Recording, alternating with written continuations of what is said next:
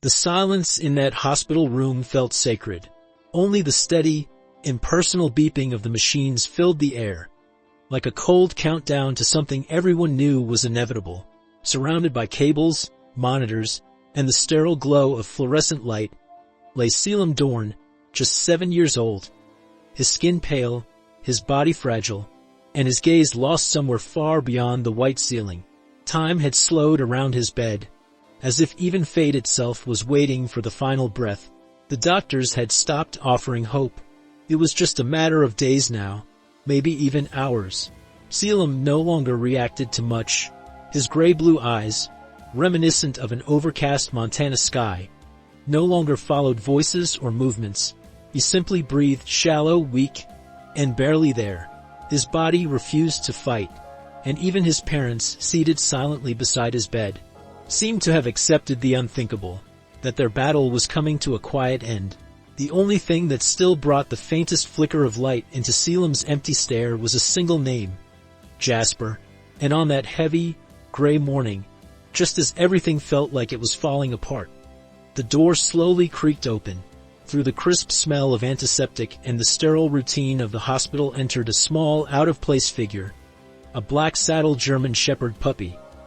His coat was rich, dark as midnight, with subtle caramel markings on his paws and muzzle that caught the light just enough to be noticed. His deep, intelligent brown eyes scanned the room, not with confusion, but with a quiet sense of purpose. His name was Jasper, and he knew exactly where he was going. With calm, sure steps, Jasper padded toward the hospital bed and gently rested his chin on Selim's thin arm. Then, with precise tenderness, he lifted a small black paw and placed it right over the boy's pale, unmoving hand. It was a moment so powerful that Soraya Lang, the nurse standing in the doorway, stopped breathing. Selim blinked, slowly, deliberately. His fingers twitched, then slowly curled around the pup's paw. And for the first time in weeks, his voice broke through the silence. "You really came." Outside the room, Dr. Evander Roche, the neurologist in charge, stood frozen behind the observation glass. A man of science and logic, hardened by years of treating terminal cases, suddenly felt the weight of something he couldn't explain. He rushed in, eyes locked on the monitor. The boy's vitals, once erratic and faint, were now stabilizing. It made no sense. Nothing in his textbooks or experience accounted for this. But it was happening right in front of him, and the trigger was a dog. A puppy, a creature they had labeled merely emotional support. But now he was clearly something far more. What no one in that room could have known was that something far greater had just been awakened. That unspoken bond between Jasper and Selim, silent but powerful, had only just begun. And what that little black saddle shepherd would do in the days ahead would challenge science, move souls, and bring even the most hardened hearts in that hospital to tears. This story is just getting started, and what comes next will truly move you. So hit the like button, subscribe to the channel, and turn on the notification bell so you don't miss the next chapter. We're on our way to 100,000 subscribers, and with you here, we'll get there.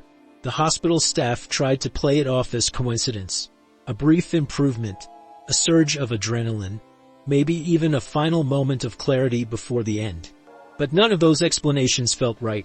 Not to Dr. Roche, not to Soraya Lang, and especially not to Selim's parents, who saw something shift in their son the moment Jasper touched him. That night, for the first time in weeks, Selim didn't cry in his sleep. He didn't moan from pain. He simply rested, peacefully. And Jasper never left his side.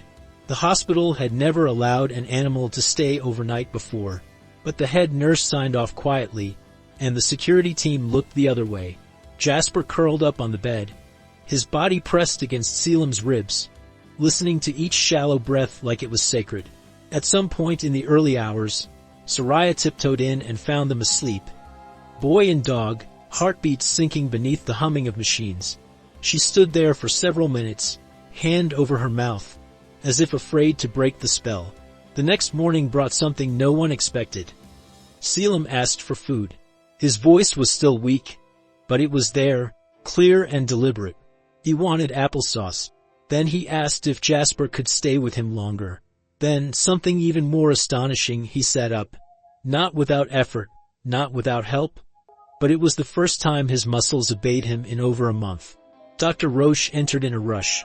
Heart pounding, torn between disbelief and awe. "We need to run new labs, new scans. Something's changed," he muttered. But as much as science tried to catch up, it couldn't explain the simple truth. Every moment Jasper spent with Selim, the boy seemed more alive. Jasper didn't bark, didn't jump, didn't distract. He simply stayed close, pressing his body against the boy as if pouring something invisible into him.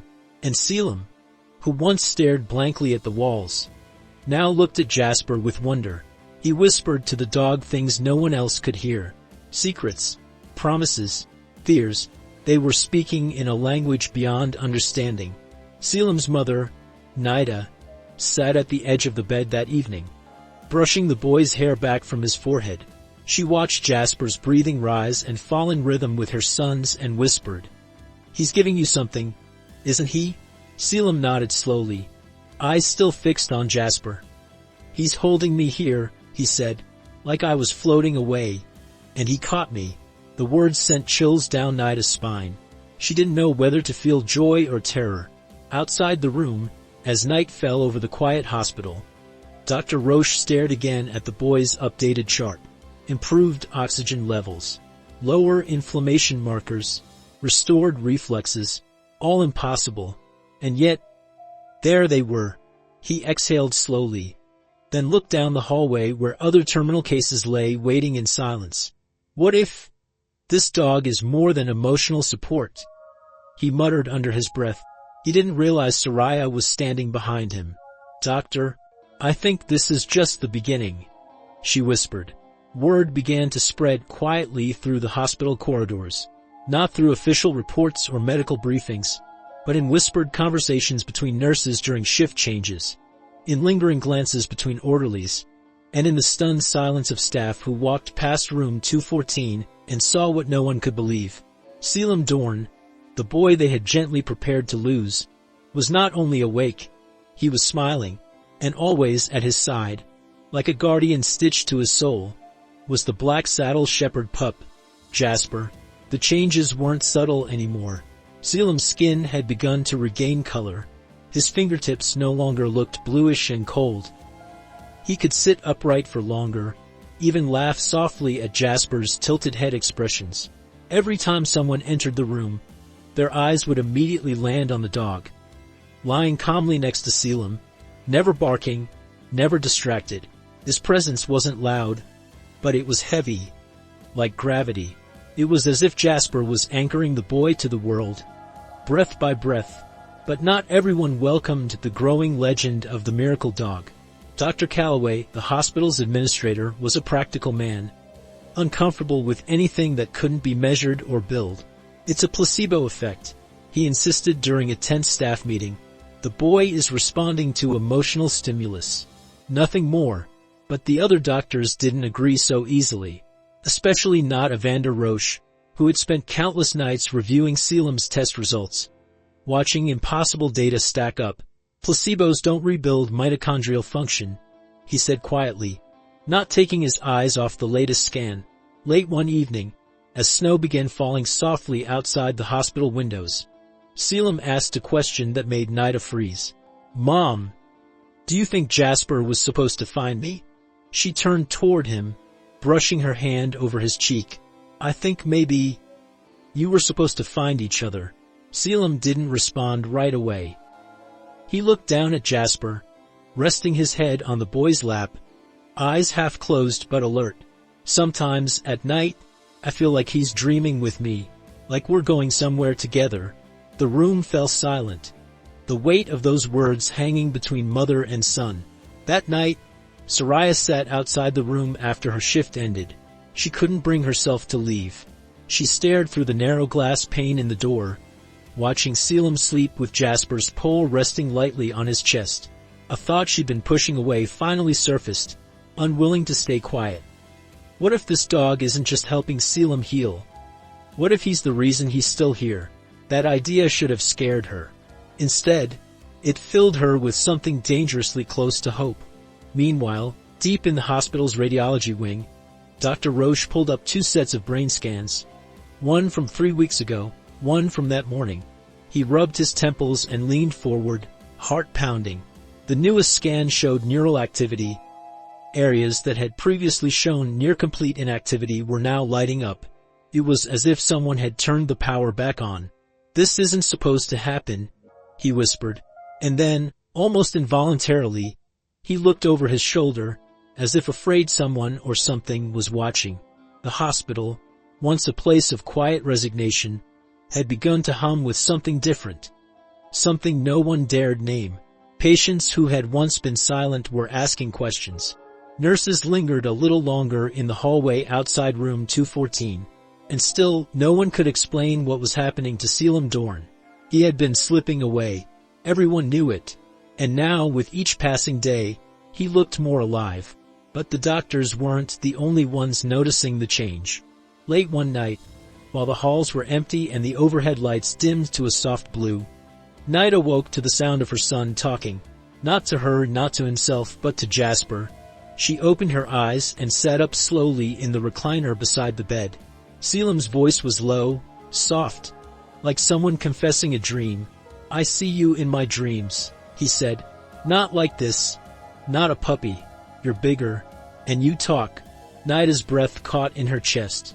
She wanted to believe it was just a child's imagination. But something in his tone felt different, as if he wasn't inventing, he was remembering.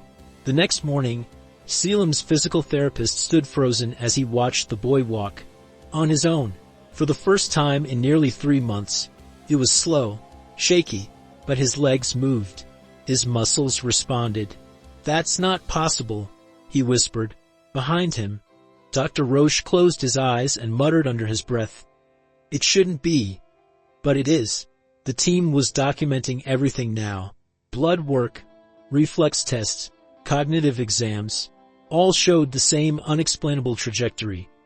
Selim was improving at a rate that defied every medical expectation. Yet with every gain came something stranger. Jasper had started acting different. At night, he would sit at the edge of Selim's bed and stare at the door, unmoving, alert, as if guarding against something no one else could see. His ears would twitch at sounds that weren't there. Sometimes, in the silence, his body would stiffen, and a low growl would rumble from his throat, directed at nothing. Maybe he's just protecting Selim. Soraya offered one evening, but even she didn't fully believe it. The growls weren't of fear. They were warnings. That week, a janitor on the night shift quit suddenly after claiming he saw Jasper standing in the hallway, motionless, staring at him with eyes too human. Security footage showed nothing. No Jasper, no shadow. Just an empty hallway. But the janitor's terrified face as he handed in his badge said enough. Whispers started among the night staff. Some began to avoid room 214. Others left small notes or charms near the door. Old habits, inherited from grandmothers who believed in things science never dared touch. Back in the room, unaware of the growing fear outside, Selim stroked Jasper's head gently. "You're not just a dog, are you?" he asked one evening, his voice barely a whisper. Jasper didn't move. He just looked up at Selim with those deep, ancient eyes, and blinked. And in that blink, Selim felt something stir in his chest. A memory he didn't recognize.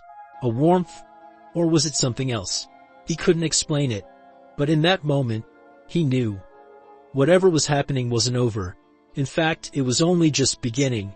It happened just after 2 a.m. The hospital was asleep. Hallways dark. Nurses at their stations, half alert in the lull between alarms. In room 214, Nida dozed in the chair beside Selim's bed, a blanket wrapped around her shoulders. Selim, now stronger, breathed calmly in his sleep, and at the foot of the bed sat Jasper, still upright, eyes fixed on the corner of the room. He hadn't moved in over an hour. His ears were twitching, his body tense. Something was coming, something no one else could feel. Suddenly, Selim jolted awake, gasping, clutching at his chest. Machines beeped wildly. Nida jumped to her feet, Selim. He didn't respond. His eyes were wide, unblinking, staring into the same corner as Jasper.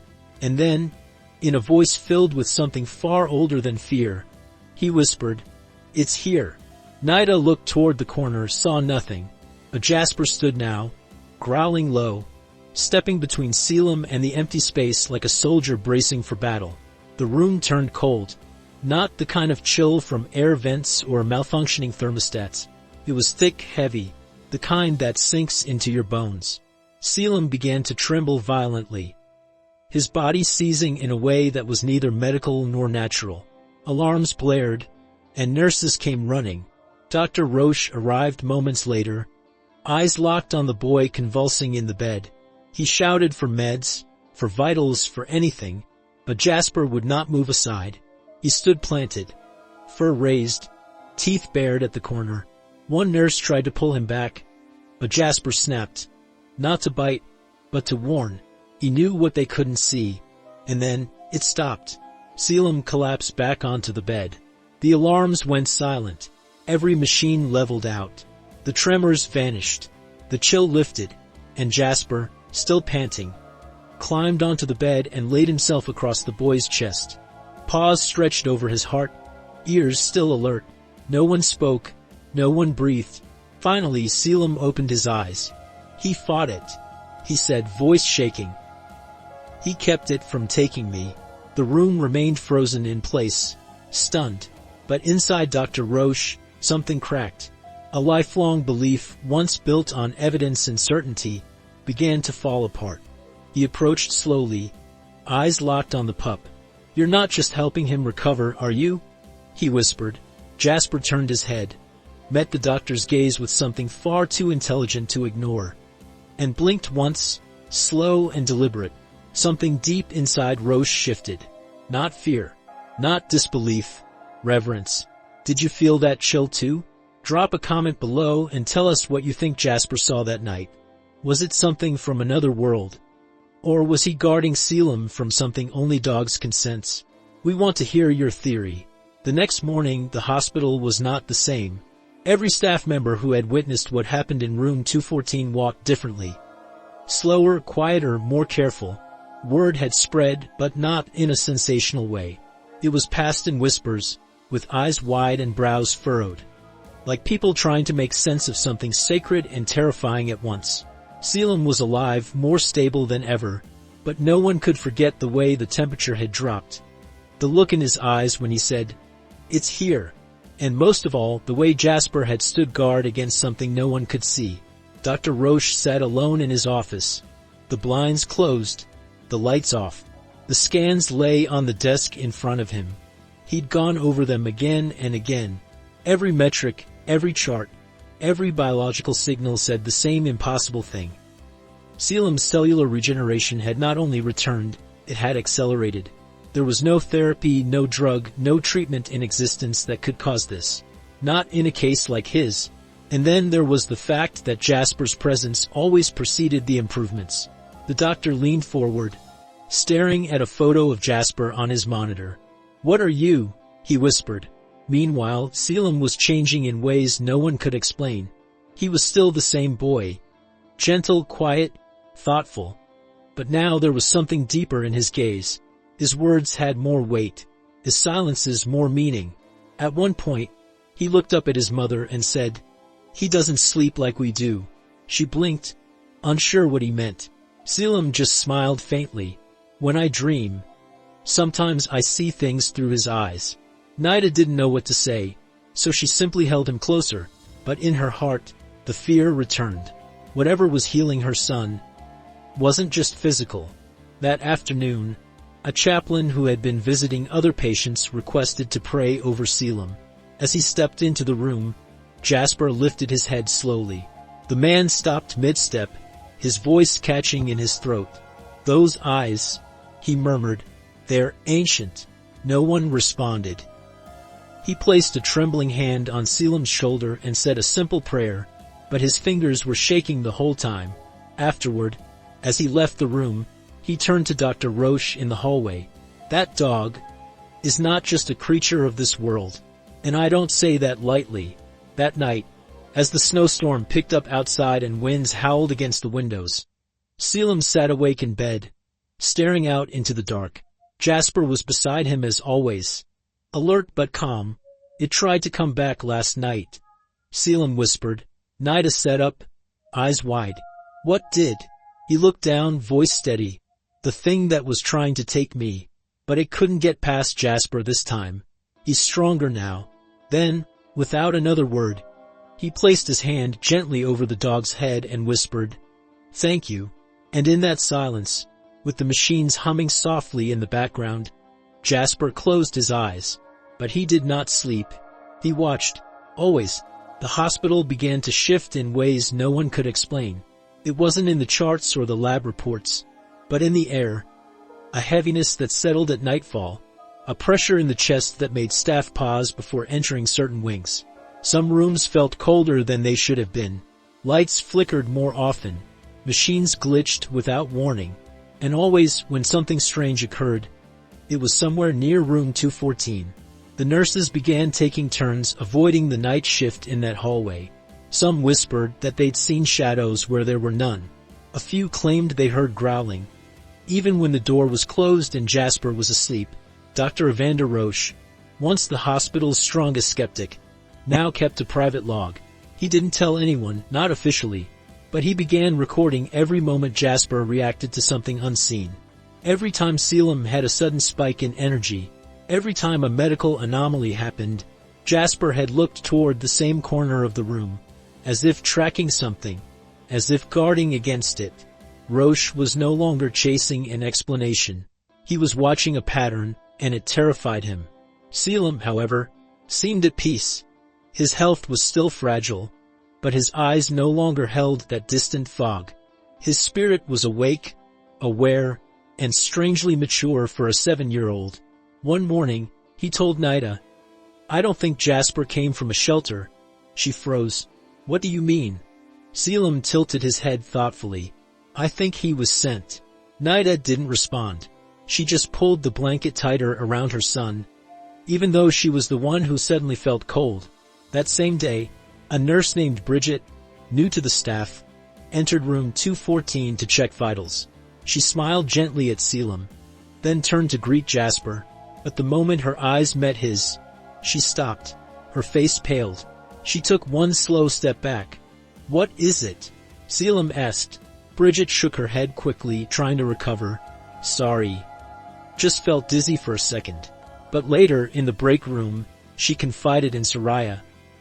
"I looked into his eyes, and for a second, I saw fire. Not like danger, like a memory. But it wasn't mine." That night, the security guard doing rounds saw something he would never forget. Passing by room 214, he glanced in through the window and froze. Jasper was standing on the bed, facing the wall, his ears up, his tail stiff, and his eyes glowing with a faint, golden shimmer. Selim was asleep, undisturbed, but Jasper didn't move, he just stared. The guard backed away, heart pounding, unsure if he'd imagined it. He reported nothing. He didn't want to be the next one labeled crazy. And inside the room, Selim slowly opened his eyes, as if he'd heard something. He didn't speak, just looked at Jasper, alert, unmoving, and whispered, "You see it too, don't you?" The snowstorm outside had turned violent.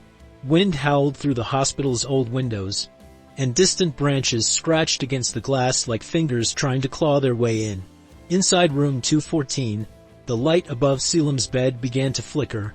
It wasn't the first time. For the last 3 nights, the flickering had started around the same time, 3:12 a.m.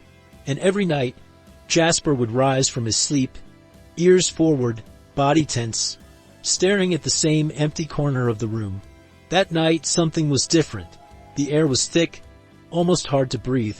The monitors around Selim's bed lagged for a moment, screens freezing before catching up. Nida was asleep, exhausted, her body draped in a blanket beside her son's bed. But Selim was awake, not scared, not panicked, just watching. He knew it was coming again. And Jasper, already standing on the mattress, muscles trembling under his black saddle coat, let out the softest growl. a sound that was more warning than threat. Suddenly the temperature dropped. Frost formed on the inside of the windows. The light bulb above hissed, then blew. Darkness flooded the room, and in that moment, a sound broke the silence. A deep, guttural whisper, as if something ancient had spoken just beneath the floor. Selim sat upright. He wasn't shaking. He was listening. Jasper stood taller now, directly between the boy and the corner, fur raised along his back. His growl turned into a snarl, and then he lunged. To anyone watching, it would have looked like the dog had jumped at nothing. But Selim saw it. Just for a second, a shape darker than the room itself. Tall, thin, twisted. It recoiled when Jasper attacked. As if struck by something it couldn't comprehend, Selim's head snapped back. His chest arched upward, and a loud ringing filled his ears. The machines screamed in alarm. Lights down the hallway flickered in unison. Staff rushed toward the room, but when they opened the door, the air slammed against them like a wall. And then, as quickly as it began, it ended. Lights steadied. Machines calmed. The frost on the windows melted instantly. Jasper stood still, breathing hard, one paw bleeding slightly. Selim collapsed backward, unconscious but breathing. Dr. Roche, who arrived moments later, stood in stunned silence, watching the heart monitor stabilize once more. "That wasn't a seizure," he muttered. "That was a fight." He knelt beside Jasper, running a hand gently over the dog's flank. "What are you protecting him from?" he whispered. But Jasper didn't answer. He just stared at the corner, eyes burning with quiet defiance. Outside the room, Soraya had her hand over her mouth, trembling. Behind her, a nurse whispered, "That dog's not here by chance." And deep inside the room, as silence settled again, Selim slowly opened his eyes and said the words that would change everything. "I know its name now." The following morning, the hospital felt different, quieter, as if the very walls were holding their breath. Word had spread, Selim had spoken after the attack. But what chilled those who heard it wasn't just the boy's survival. It was what he said. "I know its name now." No one dared ask him what that name was. Not even Dr. Roche. Not yet, because somehow they all knew. Once it was said aloud, there'd be no turning back. Nida sat at her son's bedside, holding his hand tightly, while Jasper rested at his feet, bandaged but alert. Selim was pale, his energy lower than before, but his voice was calm, steady. "It used to come in my sleep," he told her quietly, "but it's been following me for longer than that, since I got sick." He looked her in the eyes, and in his young, trembling voice, he added, "It didn't want to kill me. It wanted to take me somewhere else." Nida's heart sank. She wanted to dismiss it, to call it imagination. But deep down, she believed every word. Later that day, Dr. Roche sat with Selim alone. He placed the boy's latest scans on the table, improvements that bordered on miraculous. But that wasn't why he was there. "You said you know its name," Roche asked gently. Selim nodded. The doctor hesitated, then asked, "Can you tell me?" There was a long pause. Then, in a voice that barely rose above a whisper, Selim spoke a name no one in the room had ever heard before. At the moment it was spoken, Jasper let out a low, haunted growl, and the lights dimmed for just a second. It wasn't a name from this world, and Dr. Roche knew instantly. It had power. That night, Jasper did not sleep. He stood at the foot of Selim's bed, body still, gaze locked on the window. Outside, the wind picked up, and in the darkness, something moved past the glass. A shape, a shadow, pausing just long enough to be seen. Jasper didn't flinch.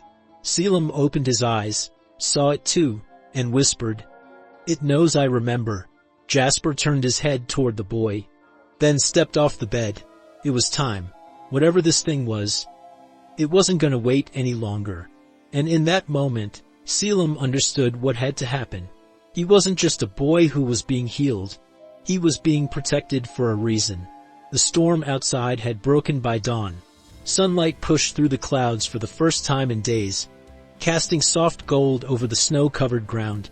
Inside room 214, everything was still, except for Jasper. He stood at the center of the room, facing the window, his ears up. Alert. Something had changed in the air. Selim was awake, sitting up, his hand resting on Jasper's back. "It's time, isn't it?" he said softly. Jasper didn't move. But somehow Selim already knew the answer. Nida stood beside them, silent tears running down her cheeks. She could feel it too, not fear but something deeper, closing, a letting go. And then Selim did something no one expected. He closed his eyes, breathed in slowly, and whispered the name of the thing that had haunted him. But this time he didn't whisper it in fear. He said it with strength, with finality, and in that instant, Jasper turned and walked toward the door. Not to leave, but to face whatever had lingered in the corners of this world for too long. What happened next, no one could fully explain. The lights flickered once, then steadied. The machines around Selim didn't beep erratically. They went silent. Not in death, but in peace. Jasper let out a single bark, sharp and commanding, and it echoed through the floor like a shockwave. The pressure in the room lifted, and then it was over. The presence was gone. Whatever had been attached to Selim, whatever had stalked him through his illness and fear was gone, vanished. Not by medicine, not by prayers, but by the quiet, unwavering protection of a dog who had never stopped watching. Dr. Roche arrived moments later, breathless, expecting chaos, but found only calm. He looked at Selim, fully awake and smiling. He looked at Jasper, who now lay down quietly, his breathing deep, content. "It's finished," Selim said. The doctor stepped back, unable to speak. He had seen things no scientist could explain, but in that silence, he understood. Jasper hadn't just saved Selim's life, he had defended his soul. 1 week later, Selim was discharged from the hospital. A boy who had once been given days to live now walking out under his own strength. Jasper walked beside him, proud, his tail swaying gently.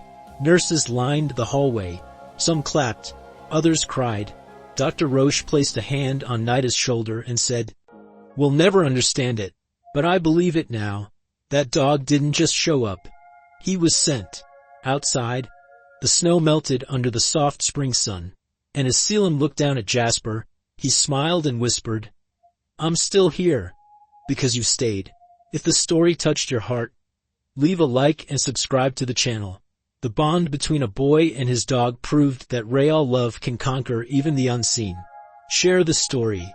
Someone out there might need to hear it today.